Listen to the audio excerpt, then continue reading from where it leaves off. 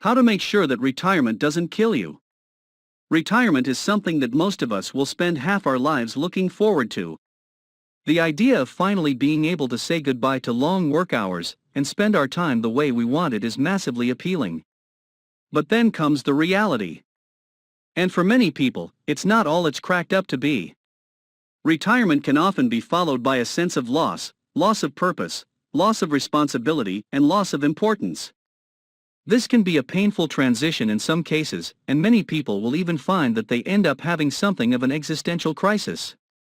But even if you don't feel that way psychologically, what it does to your body can sometimes be devastating.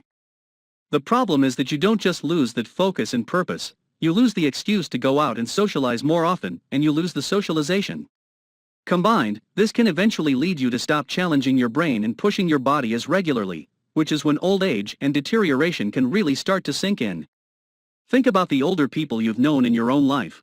Very often, the moment they enter retirement is the moment that they start to really deteriorate and physically age. So the question becomes, how do you stop that from happening? It's never too late to be what you've always wanted to be. The secret is not to stop when you reach old age. Take an extended holiday, sure, but then make sure you give yourself new challenges, goals, and activities. For some people, this might just mean joining classes, volunteering, and generally being more active. For others, though, it can mean pursuing a childhood dream or a passion.